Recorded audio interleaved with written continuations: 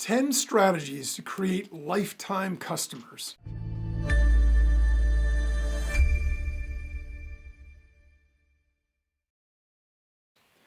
To keep our businesses profitable, one of the challenges we have is we always need to be making more sales. It's just a reality of business. One way that we can do that is to go out and get new customers, right? That's the obvious way. It's the way that most people focus on because they feel as though if we're making sales and customers have already bought from us, then the only way to grow what we're doing is to go out and get new customers. But actually, if you break it down, cost versus profitability or versus revenue, it's actually the most expensive because the process of getting new customers means that we need to go out there, we need to be able to use marketing, and we need to be able to use advertising in order to attract and persuade people. They haven't done business with us before, and we've got to get them to buy from us. And so there's a process that goes, that they have to travel along in order to get to a point where they feel comfortable doing business with us. And so it's always going to cost more to bring somebody from no knowledge, no awareness, all the way through the chain into familiarity enough where they're going to pull the trigger and make a purchase. And so that's a real challenge. Now, it's obviously something that's important for us to do because we always want to be bringing new customers in. But to focus on that as our sole method or our only method or primary method for generating more revenue might not always be the smartest idea because it takes an average of 7 contacts for somebody to feel comfortable enough to do business with us. And so that means if we're running ads, they're going to need to see our ads 7 times. We're going to pay for 7 impressions. And that doesn't mean they're going to do business with us. That just means now they start to recognize us. And so now we have a chance to be able to convert them into being a customer. For most people, you're not going to get them at all prior to that. And so it's definitely a harder road to hoe in terms of trying to get new customers all the time. The far easier and less expensive way is to actually turn our current customers into lifetime customers. So they buy from us again and again. And those kinds of customers, when they're loyal like that and they're lifetime customers, those are the same kind of customers that also refer other people. And personal word of mouth referral is the most powerful and cost-effective marketing strategy, hands down. It's cost us basically nothing, and we're getting somebody else vouching for our products, our services, our brand, our service, whatever, on our behalf. And it's someone who already has a trusting relationship with the person who's listening. So this is basically just the influencer market shrunk way down, because that's really what influencers are, right? I mean, an influencer has some pull with the people that follow them. The people that follow them respect their opinion, like what they have to say, whatever. So when they say, go do this, people do it. And that's the reason influencers work, and that's the reason they make money. So when we think about this in terms of our own business, it's not that we're trying to create influencers, but any person we have that's so excited about dealing with us and doing business with us is going to go and share that with their friends. Those friends are going to be far more likely to come and make a purchase and do business with us as well. And we literally spent nothing to do it. So with that said, let's take a look at 10 strategies where we can really achieve that idea of being able to create lifelong customers. And so this is not an exhaustive list. It doesn't mean there aren't any other ways to do it. But these 10 are the critical ways that it's the easiest and most direct way to create lifelong customers. The first, right off the top, is exceptional customer service. When we consistently provide excellent customer service, then we are in a situation where nowadays we stand out. There might have been times in the past, decades ago, where customer service was sort of standard. Some level of customer service, everybody had personal service, all communication was face-to-face. There wasn't even any technology or digital media to be able to do anything, and there weren't any websites. Nowadays, we've tried to automate and simplify so much everywhere that customer service has actually taken a back seat. And so interestingly and ironically, if we have exceptional customer service, we actually stand out. It's no longer the norm. The norm is mediocre customer service. And if we do that, we're going to get lumped in with everybody else, but okay, at least it's not a deterrent to do business with us. But if we go above and beyond and provide excellent customer service, those people are going to really take notice and they're going to be really excited because very few people, very few companies do that these days. So what does that mean?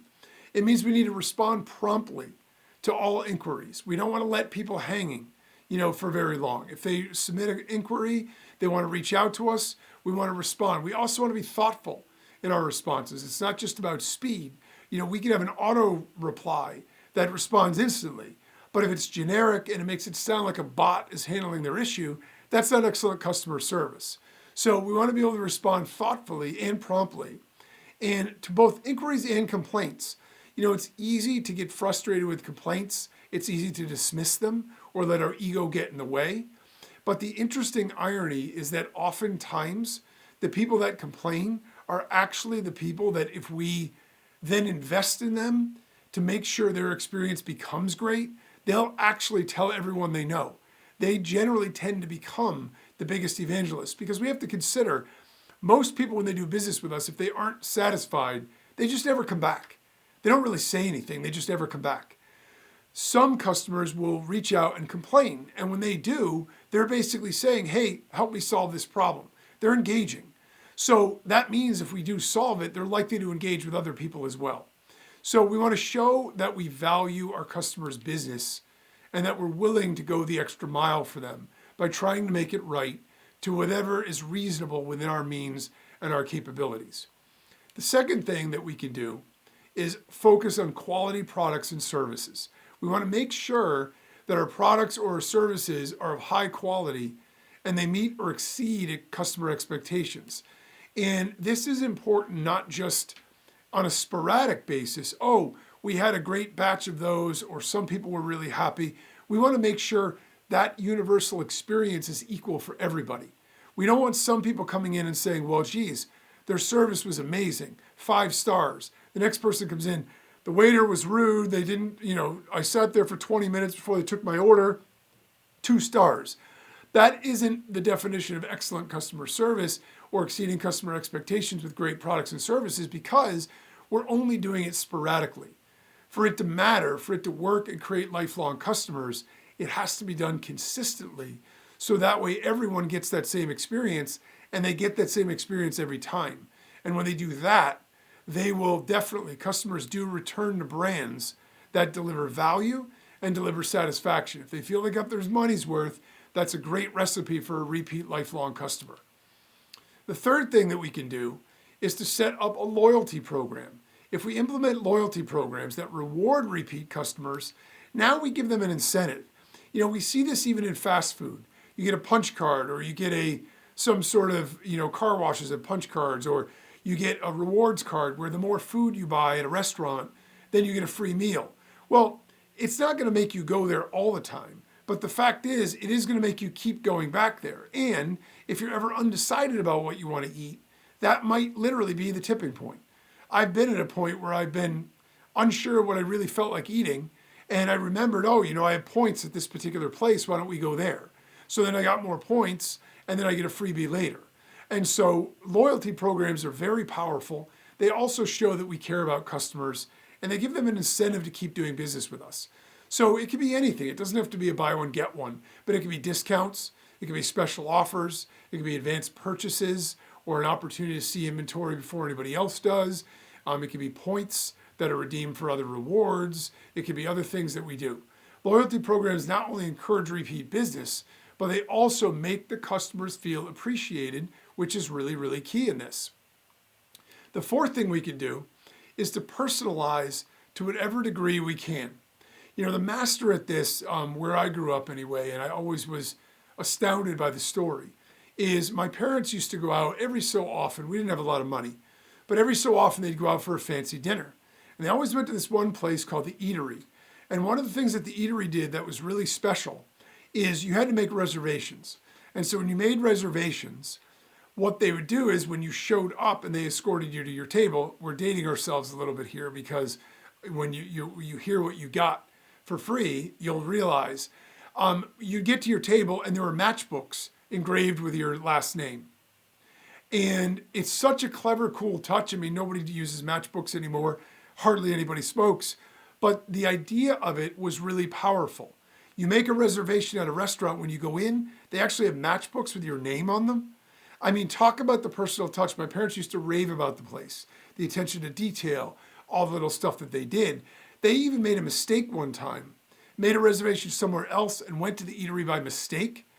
And they, as a restaurant, took them in anyway, somehow got the matchbooks made. I don't know if they had leftovers from the last time or whatever, got them on the table. And it wasn't until after my parents returned home and checked their calendar book that they realized they went to the wrong restaurant. So this restaurant went so far above and beyond making it personal and exceptional customer service that they even took care of my parents when they weren't even supposed to be there. Talk about powerful.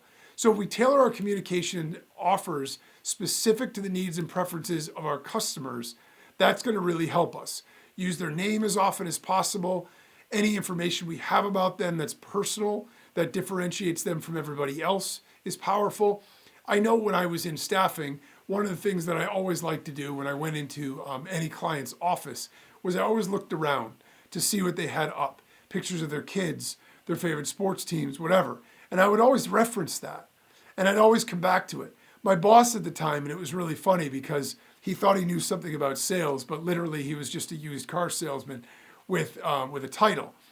He said to me one time when we were coming out of a client visit that he came with me on, you got to cut the small talk. People aren't really interested in that. All they want to know is like what kind of candidates we've got. And I was thinking to myself, it's actually the opposite. They wouldn't have even had the meeting or invited me to their office if I was going there to pitch them on candidates. They did it because they like me, because they enjoy our conversations, and because we talk about them, their family, their interests. So talk about tone deaf in terms of customers and sales, but that's essentially, that's the interesting factor here. So the more personalized we can get, the better. We can use data analytics for this. We can understand buying patterns and preferences so we can recommend certain things to certain people at certain times. All that's really powerful. But at a very minimum, we want to at least try to use their name and personal details about them as often as we can. If we know what stuff they bought from us before, we want to be able to offer similar things and say, hey, we know you liked that product Y over here yesterday. Today we've got Z, which I think you're also really going to love. So we're making that connection and making them feel seen, heard, understood, and cared about. The fifth thing we could do is stay in regular communication. This is actually a big one, and it's a lot easier than it seems, and a lot more profitable also. But people feel like once someone bought from me, I don't want to bother them. I don't want to follow up. I don't want to, keep reaching out and think that we're going to push more products on them. Nothing could be further from the truth. You can reach out to your customers. You can ask them, just reach out with a customer service call to ask them how they're enjoying the product, depending on what it is. You can reach out to your customers through email and newsletters. You get their email address, send them text messages, send them emails with sales, special offers, new arrivals, whatever it is. But also, we can follow up with them to see how they're doing, see how they like the product they already bought. That speaks volumes. When you've already got the money from the sale you made and you're going back to check in with them to see how much they like it, they get that you care about them when you go through that effort. Now, obviously, not all of these things are that easy to implement. Some of these we have to pick and choose unless we have a big staff or we're really good with automation and technology. But the fact of the matter is, we want to keep all these in mind, and we want to employ and deploy as many of them as we can because they're going to help us. So we can share relevant content that adds value beyond just selling products and services. Here's another one. Let's say, somebody buys something from us and we ran across an article online about how to get the most out of this type of product or something that would add value. We could send them the article and say, hey, I was just thinking about you. I know you bought this product the other day. Here's a great article about, how to use the microphone that you bought to make the best quality audio recordings or whatever. I mean, talk about value add. A sixth thing that we could do is community building. Everybody loves a good community. And what's great about a community is when people feel bonded to it, they want to engage in that and they want to stay with that brand. So it actually creates a barrier to exit. Because if they leave your brand and stop buying your stuff, they sort of lose the community. It's going to be weird to tell everybody, well, I'm still kind of with you guys, but I went over to XYZ competitor and bought their product instead. So if we engage customers through social media, forums, masterminds, events, whatever it is, right? We can have a special, if we're retail or something, we can have a special event where we open the store an hour early for all of our loyalty program people. They're in there as a community, and so they're all together. They see each other. It creates social proof, creates a sense of belonging and special, being special. And so when customers feel part of a community, they're more likely to stay loyal. And so by having an online group where people can sound off and go back and forth, we also have the benefit of people keeping each other connected to it and sharing their success stories with our products and sharing how much they enjoy it and what great experiences they had. And that reinforces everybody else's positive feelings, and around it goes. The seventh thing we can do is look for feedback and continuous improvement. So I touched on this with the staying in touch thing, but we can actually solicit feedback. A lot of people, when they sell a product or service to a customer, they don't want to know anything else about it. I got your money, you got my product, I hope you love it. If you don't, hopefully I don't never hear from you again. That's the dead wrong approach. We want to actually actively reach out. Because here's the thing. What are the various scenarios? Let's say they love it. If they love it, they may never say anything. If we reach out and we talk to them and they tell us they love it, it reinforces our own good feelings about it. It lets us know we're doing something right. It also gives us an opportunity to collect a testimonial. And that social proof can be used in our marketing to make more sales. If they were lukewarm about it, we can find out what things we could have fixed, what things we could do to make it an A+ experience instead of a B. We can figure out what we can do. The very act of trying to do that for somebody is going to make them feel better.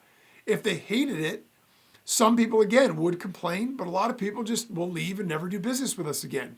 It gives us an opportunity to save that sale. And if we're able to save it, not only do we save it, but now we can turn this person from someone who was down on us to someone who will shout from the rooftops about how amazing we are, how above and beyond we went to make sure they were happy. So we want to solicit feedback, and we also want to use that feedback to improve our products or services. So whatever it is that we're getting for feedback, we want to then incorporate that into whatever we're doing. If we show that we're responsive to our customer needs and their feedback, that can build trust and loyalty really, really well. An eighth thing we want to do is surprise and delight. And this is great because it's spontaneous. Occasionally surprise your customers with something that's unexpected. A small gift, a personal thank you note, a birthday card, not a machine printed thing that we crank out, but something that's a little bit more personal. A special discount, something that commemorates something in their life. All of those kinds of gestures make a big impact and create emotional loyalty because people feel as though we understand them, we care about them, and we care enough to reach out when they have a special occasion or when we just want to thank them for being a customer. A ninth thing we could do is give them a consistent brand experience. And I touched on this in the beginning with the customer service. It isn't enough in the product quality. It isn't enough to have one where we knock it out of the park and then a bunch of duds in a row and say, whoa, we really crushed it on that one. That customer's really happy. These 9 can't stand us, but that one's really happy. We've got to be able to make it consistently high quality in terms of the experience of people dealing with us. So we can ensure that every interaction with our brand is consistent. It follows the same sort of guidelines, same tone, from the style and tone of our communications and the customer service and product quality. We want that whole experience to be pretty much the same. And then we want to just keep making it better and better and better to whatever degree we can. Consistency builds trust and it reinforces brand loyalty.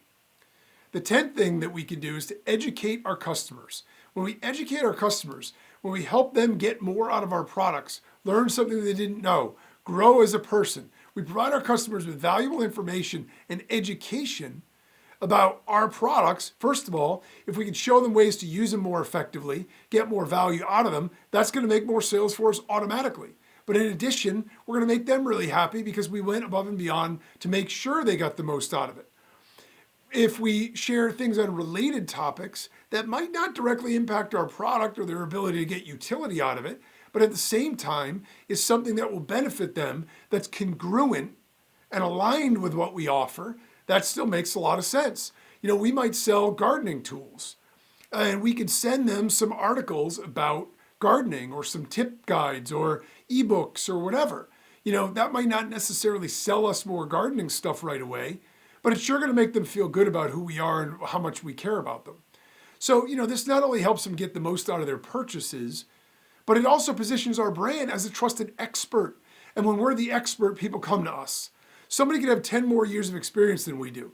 If we're branded as the expert, if we've claimed that mental branding space, we win. And so any of these strategies, will work, any of these 10, and they'll all help create more lifetime customers. But by combining the strategies, we can really create strong, lasting relationships with our customers and turn them into lifelong advocates for our brand. So the takeaway here is, because sales is the driver to keep our business going and growing, it makes sense that we want to do whatever we can to make more sales at the lowest possible expense.